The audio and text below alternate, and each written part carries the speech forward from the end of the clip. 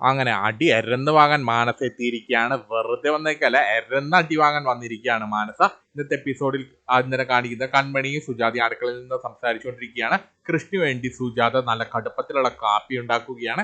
എന്നാൽ അത് കണ്ട് കൺമണിക്ക് സന്തോഷമാവുകയാണ്. കൺമണി ഇങ്ങനെ തലയാട്ടുകയാണ്. തുടർന്ന് സുജാത പിന്നെ കാപ്പിയെ കുറിച്ച് പറയുകയാണ്. കൃഷ്ണ വെറുതെ കാപ്പി പോരാ, നല്ല കടുപ്പം വേണം. പക്ഷെ ബാക്കിയുള്ളവർക്ക് ആ കാപ്പി കുടിക്കുമ്പോൾ നല്ല കയ്പായിരിക്കും എന്ന് പറയുകയാണ്. എന്നാൽ അത് കേട്ട് കൺമണി എങ്കിൽ പിന്നെ കുറച്ച് പഞ്ചസാര കൂടുതൽ ഇട്ടോളാൻ പറയുകയാണ്. അങ്ങനെ സുജാത കുറച്ചധികം പഞ്ചസാര ഇട്ട് അതൊരു പായസം പോലെയാക്കുകയാണ്. എന്നാൽ ഈ സമയത്ത് പുറത്ത് കൃഷി നല്ല ഗൗരവത്തിലാണ്. അമ്മയ്ക്ക് എന്നെ ഇഷ്ടപ്പെടാൻ സാധ്യതയില്ല ദേവിക്ക്, ഞാൻ പോവുകയാണ്. അമ്മ ഇപ്പോൾ ഇങ്ങോട്ട് വന്നിരിക്കുന്നത് തന്നെ എന്നെ ഈ വീട്ടിൽ നിന്ന് ഇറക്കി വിടാൻ ആവശ്യപ്പെടാനായിരിക്കുമെന്ന് പറഞ്ഞുകൊണ്ട് കൃഷ ആ ടേബിളിലുള്ള ലാപ്ടോപ്പ് എടുത്തുകൊണ്ട് തന്റെ മുറിയിലേക്ക് പോകാൻ നേരം ദേവിക്ക് കൃഷ്ണ വിളിക്കുകയാണ്. എടാ കൃഷ, നീ ഇതെങ്ങോട്ടാണ്? ഞാൻ പറഞ്ഞനുസരിക്ക് നീ ഇവിടെ ഇരിക്കടാ, നിന്റെ അച്ഛനാടാ, സോറി നിന്റെ ദേവിജി ആടാ പറയുന്നത്, ഇവിടെ ഇരിക്കടാ എന്ന് പറയുകയാണ്. തുറന്ന് കൃഷി ദേവിജി അനുസരിച്ച് ആ കസാരയിൽ ആ ലാപ്ടോപ്പുമായിട്ട് വന്നിരിക്കുകയാണ്. ഈ സമയത്ത് കൺമണിയും സുജാതയും 4 പേർക്കുള്ള കാപ്പിയുമായിട്ട് ആ ഡൈനിങ് മുറിയിലേക്ക് വരികയാണ്. തുറന്ന് സുജാത ആ കാപ്പി ദേവ്ജിക്ക് നേരെ നീട്ടുകയാണ്. ദേവ്ജി, ഇതാ ഞാൻ ഉണ്ടാക്കിയ കാപ്പി എന്ന് പറഞ്ഞ് ദേവ്ജിക്ക് കൊടുക്കുകയാണ്.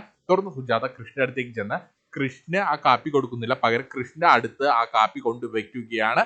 അങ്ങനെ കൃഷും സുജാതയും പരസ്പരം സംസാരിക്കുന്നില്ല, തമ്മിൽ നേരിട്ട് നോക്കുന്നില്ല, ഇടക്കണ്ണ് വെച്ചിട്ടുള്ള നോട്ടം മാത്രമേ ഉള്ളൂ രണ്ടുപേരും. തുറന്ന് സുജാത മാറി നിൽക്കുകയാണ്.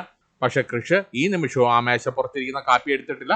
ഈ സമയത്ത് കൺമണി ഒരു കപ്പ് കാപ്പി സുജാതയ്ക്ക് കൊടുക്കുകയാണ്. തുറന്ന് ദേവ്ജി ആ കാപ്പി കുടിക്കുകയാണ്. ആ കാപ്പി കുടിച്ച ശേഷം ദേവ്ജി സുജാതയെ വിളിച്ച്, അയ്യോ സുജാത, ഇത് എന്തൊരു കയ്പാണ്, ഇതെന്താ പോലെ കഷായമാണോ എന്ന് ചോദിക്കുകയാണ്. എന്നാൽ അത് കേട്ട് കൃഷ്ണ ഒരു സ്പാർക്ക് അടിക്കുകയാണ്. കൃഷി വേഗം തന്നെ ആ മേശപ്പുറത്തിരിക്കുന്ന കാപ്പി എടുത്ത് കുടിക്കുകയാണ്. തുടർന്ന് കൃഷി പിന്നെ കൺമണിയുടെ മുഖത്ത് നോക്കിയിട്ടാണ് പറയുന്നത്, കൺമണി സൂപ്പർ കാപ്പി, ഇത് എനിക്ക് പറ്റിയ കാപ്പിയാണ്, നല്ല കടുപ്പം, എന്റെ ടേസ്റ്റിന് പറ്റിയ കാപ്പിയാണെന്ന് പറഞ്ഞ് കൃഷി പശു കാടിവെള്ളം കുടിക്കുന്ന പോലെ കുടിച്ചു തീർക്കുകയാണ്. സുജാതയോട് പറയാനുള്ള കാര്യമൊക്കെ കൃഷി കൺമണിയുടെ മുഖത്ത് നോക്കിയാണ് പറയുന്നത്, കൺമണിയോടാണ് പറയുന്നത്. പക്ഷെ കൃഷ്ണ അറിയാം ഇത് ഉണ്ടാക്കിയത് സുജാതയാണെന്ന്. പക്ഷെ ഈഗോ കൃഷ്ണനെ അത് പറയാൻ സാധിക്കുന്നില്ല. കൃഷ സുജാതയോടൊന്നും മിണ്ടാതെ കൺമണിയോടാണ് അതിനെ കുറിച്ച് സംസാരിക്കുന്നത്. എന്നാൽ അത് കേട്ട് സുജാതയ്ക്ക് സന്തോഷമാവുകയാണ്. തുടർന്ന് സുജാതയും കൃഷും പരസ്പരം ഇങ്ങനെ നോക്കുകയാണ്, ഇടക്കണ്ണിട്ട് നോക്കുകയാണ്. കണ്ണും കണ്ണും എന്ന രീതിയിലാണ് രണ്ടുപേരും നോക്കി നിൽക്കുന്നത്. തുടർന്ന് സുജാത പിന്നെ ദേവിജിയുടെ ഭക്ഷണ കാര്യത്തെ കുറിച്ച് ചോദിക്കുകയാണ്. ദേവിജിയുടെ ഭക്ഷണം എങ്ങനെയാണെന്നൊക്കെ ചോദിക്കുകയാണ്. ഇവിടെ ഉണ്ടാക്കുകയാണോ അത് പുറത്തുനിന്ന് വാങ്ങുകയാണോ ചോദിക്കുകയാണ്. എന്നാൽ അത് കേട്ട് ദേവ്ജി, ഞാനും കൃഷും കുറച്ച് ദിവസമായിട്ട് അടുക്കളയിൽ കുറച്ചൊക്കെ ഉണ്ടാക്കാൻ ശ്രമിക്കാറുണ്ട്, അത് കുളമാകുമ്പോൾ ഞങ്ങൾ പിന്നെ ഓൺലൈനിൽ നിന്ന് പുറത്തുനിന്ന് വാങ്ങും.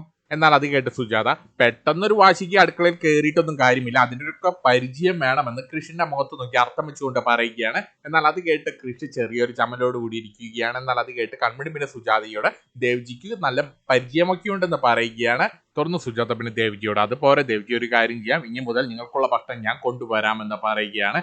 എന്നാൽ അത് കേട്ട് ദേവ്ജിക്ക് സന്തോഷമാവുകയാണ്. അതെന്തായാലും നന്നായി സുജാതെ. അല്ലടാ കൃഷി എന്ന് പറയുമ്പോൾ കൃഷി ദേവ്ജിക്കുള്ള ഭക്ഷണം കൊണ്ടുവരാമെന്നല്ലേ പറഞ്ഞത്, കുഴപ്പമില്ല ദേവ്ജി വാങ്ങി കഴിച്ചോളാൻ പറയുകയാണ്. എന്നാൽ അത് കേട്ട് സുജാതയ്ക്ക് കാര്യം മനസ്സിലാവുകയാണ്. കൃഷി നല്ല ഗൗരവത്തിലാണ്. തുറന്ന് സുജാത പിന്നെ കൺമണിയുടെ മുഖത്ത് നോക്കി എന്തൊരു സിഗ്നൽ കൊടുക്കുകയാണ്. തുറന്ന് കൺമണി ദേവ്ജിയെ വിളിക്കുകയാണ്. ദേവ്ജി, ഒരു കാര്യം പറയാനുണ്ട്, ഒന്ന് അടുക്കള വരെ വരാൻ ആവശ്യപ്പെടുകയാണ്, കുറച്ച് അടുക്കള പണിയുണ്ടെന്ന് പറഞ്ഞുകൊണ്ട് ദേവ്ജിയും കൂട്ടിക്കൊണ്ട് കൺമണി അടുക്കളയിലേക്ക് ചെല്ലുകയാണ്. പാവം ദേവ്ജി പാത്രം കഴുകിക്കാനാന്ന് തോന്നുന്നു. തുറന്ന് ദേവ്ജിയും കൂട്ടിക്കൊണ്ട് കൺമണി അടുക്കളയിൽ എത്തുകയാണ്. തുറന്ന് ദേവ്ജി പിന്നെ കൺമണിയോട്, മോളെ ഇത് ഒരു നടക്കി പോകുന്ന ലക്ഷണമില്ല, ഇത് ഇപ്പോൾ സുജാതയുടെ കയ്യിൽ നിന്ന് പോകുമെന്ന് പറയുകയാണ്. എന്നാൽ അത് കേട്ട് കൺമണി ചിരിച്ചുകൊണ്ട്, അമ്മ അത് വളരെ സൂക്ഷിച്ച് കൈകാര്യം ചെയ്തോളുമെന്ന് പറയുകയാണ്. എന്നാൽ ഈ സമയത്ത് കൃഷ്ണ സുജാതയ്ക്ക് മുമ്പിൽ ഒറ്റയ്ക്കിരുത്തിക്കൊണ്ടാണ് കൺമണിയും ദേവ്ജിയും കൂട്ടിക്കൊണ്ട് അടുക്കളയിലേക്ക് പോയിരിക്കുന്നത്. തുറന്ന് സുജാതയും കൃഷും ഇങ്ങനെ ഇടക്കണ്ണിട്ട് നോക്കി കളിച്ചുകൊണ്ടിരിക്കുകയാണ്. രണ്ടുപേരും ഒന്നും തന്നെ മിണ്ടുന്നില്ല, രണ്ടുപേരും നല്ല ഗൗരവത്തിലാണ്. കൃഷി നോക്കുമ്പോൾ സുജാത താഴേക്ക് നോക്കും, സുജാത നോക്കുമ്പോൾ കൃഷി താഴേക്ക് നോക്കും, നമ്മുടെ പാർക്കിലെ സീസോ പോലെ. എന്നാൽ ഈ സമയത്ത് കൃഷി പിന്നെ അമ്മയ്ക്കൊപ്പമുള്ള പണ്ടത്തെ നല്ല കുറെ മുഹൂർത്തങ്ങൾ ഓർത്തെടുക്കുകയാണ്.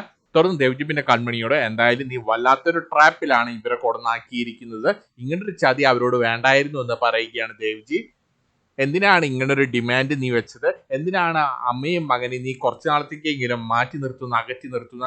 എന്നാൽ അത് കേട്ട് കൺമണി, ഞാൻ ഇങ്ങനൊരു ഡിമാൻഡ് വെച്ചില്ലായിരുന്നെങ്കിൽ ക്രിഡ്സാറിന്റെ മനസ്സിനകത്ത് ആ ഫയർ നഷ്ടപ്പെടുമെന്ന് പറയുകയാണ്. അത് നഷ്ടപ്പെടാൻ പാടില്ല. അതിനുശേഷം കാണിക്കുന്ന ശ്രീനിയുടെ വീടാണ്. കൺമണിയുടെ രണ്ടമ്മായിമാര് ശ്രീനിയോട് വലിയൊരു തീരുമാനം പറയുകയാണ്, ഞങ്ങൾ നാളെ മുതൽ ജോലിക്ക് പോവുകയാണ് എന്നുള്ളത് കേട്ട് ശ്രീനി അതെന്തിനാണ് നിങ്ങൾ ജോലിക്ക് പോകുന്നതെന്ന് ചോദിക്കുകയാണ്. വേണ്ട, കൺമണി വന്നിട്ട് നമുക്ക് തീരുമാനമെടുക്കാം എന്ന് പറയുകയാണ്. തുടർന്ന് അമ്മായിമാർ പിന്നെ ശ്രീനിയോട് ഞങ്ങൾ വെറുതെ ഇരിക്കുന്നതുകൊണ്ടാണ് ഞങ്ങളുടെ മനസ്സിലേക്ക് ആവശ്യമില്ലാത്ത ചിന്തകളൊക്കെ വരുന്നത്, അതുകൊണ്ട് ഞങ്ങൾ ജോലിക്ക് പോകുന്നത് തന്നെയാണ് നല്ലതെന്ന് പറയുകയാണ് അമ്മായിമാരെ. തുടർന്ന് ശ്രീനി അതെന്തായാലും നന്നായി, എന്തായാലും കൺമണിയും കൂടി വരട്ടെ എന്നിട്ട് നമുക്ക് തീരുമാനിക്കാം എന്ന് പറയുകയാണ് ശ്രീനി. തുറന്ന് കാണിക്കുന്ന മാനസിയും ജയമോഹനുമാണ്. മാനസ അലികയുടെ ഫയൽ തിരിച്ചും മറിച്ചും പഠിച്ചുകൊണ്ടിരിക്കുകയാണ്. ഇതായിരിക്കും തല, അല്ല ഇത് കാല്, എങ്കിൽ പിന്നെ ഇതായിരിക്കും കൈ, അല്ല ഇത് തല. എന്നാൽ ഈ ഇരിപ്പ് കണ്ട് ജയമോഹൻ പിന്നെ മാനസിയോട് നീ നല്ല പഠിപ്പിലാണല്ലോ, എന്താ അലികയിലെല്ലാം നീ പഠിച്ചു കഴിഞ്ഞു എന്ന് ചോദിക്കുകയാണ്. തുറന്ന മാനസ ഇല്ല അച്ഛ, ഞാൻ ഓരോന്നായിട്ട് ഇങ്ങനെ നോക്കിക്കൊണ്ടിരിക്കുകയാണ്. നമുക്ക് ഇത്രയും നാള് പണി തരാൻ മുന്നിലുണ്ടായിരുന്നത് കൺമണിയാണ്, അവൾക്കുള്ള ട്രാപ്പാണ് ഞാൻ നോക്കുന്നത്. അലിക നമ്മൾ ഏറ്റെടുക്കുമ്പോൾ ദേവ്ജിയും കൺമണിയും അലികയിൽ ഉണ്ടാകണം, അതുകൊണ്ട് അവരുടെ ഫയൽ ഞാൻ നോക്കുകയായിരുന്നു. പക്ഷെ ഭാഗ്യം നമുക്കൊപ്പമാണ് അച്ഛ. ദേവ്ജിക്കും കൺമണിക്കും 4 മാസം കൂടിയും അലിഗയിൽ കോൺട്രാക്ട് ഉണ്ട് എന്ന് പറയുകയാണ്. 4 മാസം കൂടി അവരെ അലിഗയിൽ ജോലി ചെയ്യണം. എനിക്ക് 4 മാസം മാത്രം മതി, അതിനുള്ളിൽ ഞാൻ ഈ 2 പേർക്കുള്ള പണി കൊടുക്കുമെന്ന് പറയുകയാണ്. എന്നാൽ അത് കേട്ട് ജയമോഹൻ പിന്നെ മാനസിയോട് കൺമണി പോയി കഴിഞ്ഞാൽ നമ്മുടെ അലിഗയുടെ ഭാവി എന്താകുമെന്ന് ചോദിക്കുകയാണ്. ഇപ്പോൾ നമ്മൾ അലിഗയിൽ ഒരുപാട് പണം ഇൻവെസ്റ്റ് ചെയ്തിരിക്കുകയാണ്, അലിഗ എങ്ങാനും പൊളിഞ്ഞ് പാളീസായാൽ നമ്മൾ പിന്നെ തെരുവിലേക്ക് ഇറങ്ങേണ്ടി വരും, അതുകൊണ്ട് കൺമണി അലിഗയിൽ ഉണ്ടാകണമെന്ന് പറയുമ്പോൾ മാനസ 4 മാസം എന്തായാലും കൺമണി അലിഗയിൽ ഉണ്ടാകും. അത് കഴിഞ്ഞാൽ നമ്മൾ കൺമണിയെക്കാട്ടും നല്ല നിലവാരമുള്ള നല്ല കഴിവുള്ള മറ്റൊരാളെ വെക്കുമെന്ന് പറയുകയാണ് മാനസ. എന്തായാലും ഈ 4 മാസം ഞാൻ അവരെ ചക്രശ്വാസം വലിപ്പിക്കും, അവർക്കുള്ള പണികളായിരിക്കും ഇവിടെ നിന്ന് അങ്ങോട്ട്. അച്ഛന് ദേവ്ജിയോട് പ്രതികാരം ചെയ്യണമെന്നില്ലേ എന്ന് ചോദിക്കുകയാണ്. എന്നാൽ അത് കേട്ട് ജയമോഹനും ചിരിക്കുകയാണ്. ഇല്ലാതെ പിന്നെ ആ വൃത്തികെട്ടവനാണ് നമ്മുടെ എല്ലാ കണക്കുകൂട്ടലുകളും പൊളിക്കുന്നത്. ഇപ്പോൾ നമ്മുടെ കയ്യിലായ സ്ഥിതിക്ക് കുറച്ച് നാള് നമുക്കിത് ആസ്വദിക്കണം, പ്രതികാരം ചെയ്ത് ആസ്വദിക്കണം. അങ്ങനെ കൺമണിക്ക് പണി കൊടുക്കാൻ ഒരു ഡൂക്ലി നോട്ടീസും പിടിച്ച് മനക്കോട്ട കെട്ടി ഇങ്ങനെ സ്വപ്നം കണ്ടുകൊണ്ട് നിൽക്കുകയാണ് മാനസ.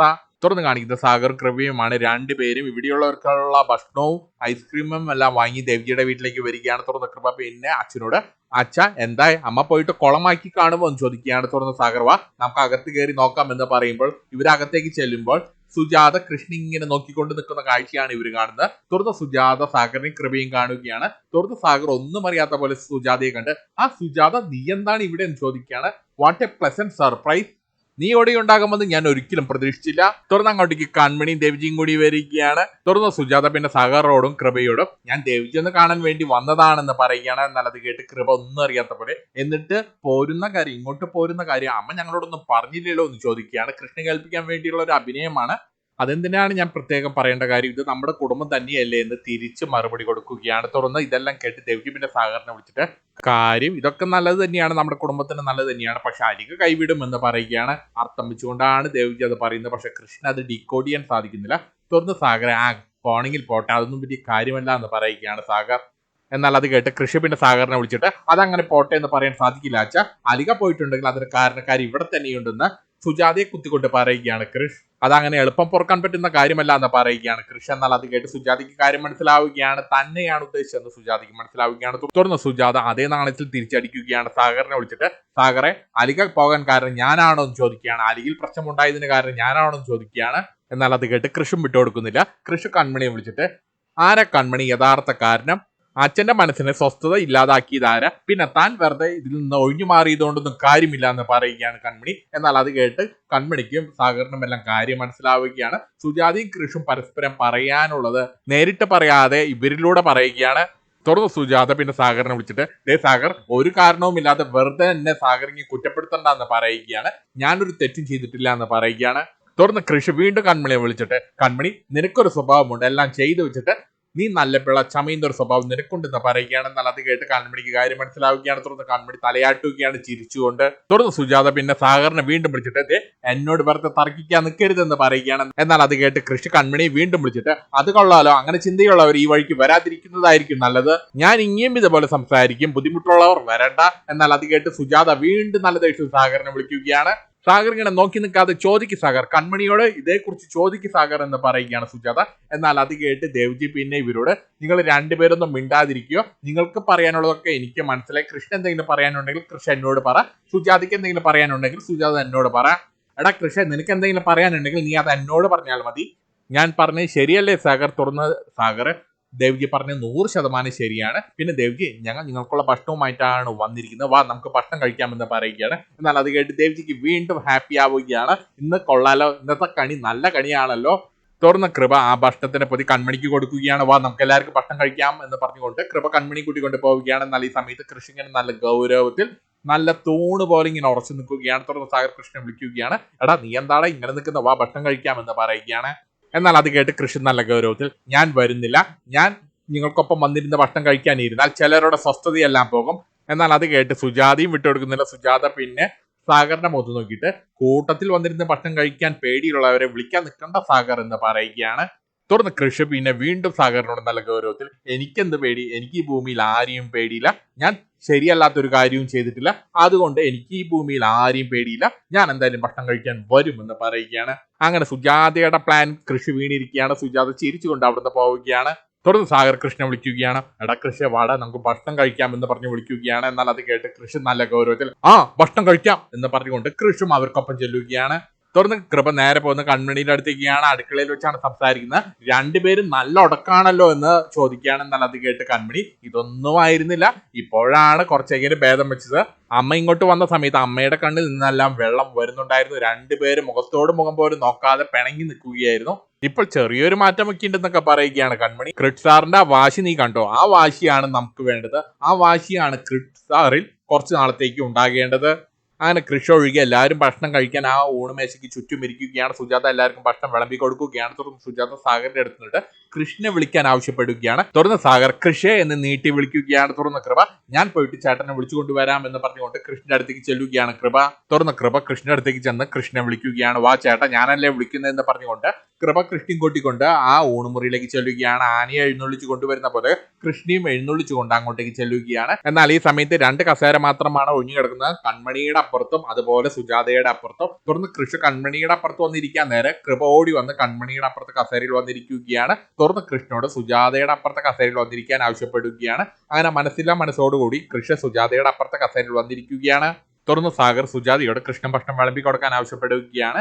അങ്ങനെ സുജാത ഫ്രൈഡ് റൈസ് എടുത്ത് കൃഷ്ണൻ വിളമ്പി കൊടുക്കാൻ നേരം കൃഷി വേഗം തന്നെ ചപ്പാത്തി എടുത്തിട്ട് തന്റെ പ്ലേറ്റിലേക്ക് ഇടുകയാണ്. എന്നാൽ അത് കണ്ട് സുജാത വേഗം തന്നെ കറി എടുക്കുന്ന സമയത്ത് കൃഷി വേഗം തന്നെ തന്റെ പ്ലേറ്റിലുള്ള ചപ്പാത്തി മാറ്റി വെച്ചിട്ട് അമ്മയുടെ സുജാത താഴെ വെച്ച ആ ഫ്രൈഡ് റൈസ് എടുത്ത പ്ലേറ്റിലേക്ക് ഇടുകയാണ്.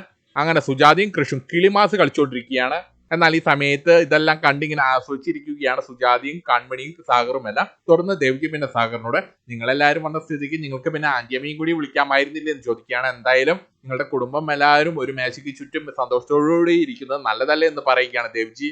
എന്നാൽ അത് കേട്ട് കൃഷ പിന്നെ ദേവ്ജിയോട് എന്തിനാണ് ഈ അഭിനയം എന്ന് അർത്ഥം വെച്ചുകൊണ്ട് ചോദിക്കുകയാണ്. എന്നാൽ അത് കേട്ട് കൃപ പിന്നെ കൃഷ്ണനെ വിളിച്ചിട്ട് അയ്യോ ചേട്ടാ ചിക്കൻ എടുത്തില്ലല്ലോ എന്ന് ചോദിക്കുമ്പോൾ സുജാത കൃഷിന് ചിക്കൻ വിളമ്പി കൊടുക്കാൻ പോവുകയാണ്. എന്നാൽ അത് കണ്ട് കൃഷി വേഗം തന്നെ ആ പ്ലേറ്റിലേക്ക് ആ പാത്രത്തിലേക്ക് ചാടി പിടിച്ച് കൃഷി തന്നെ സ്വയം വിളമ്പുകയാണ്.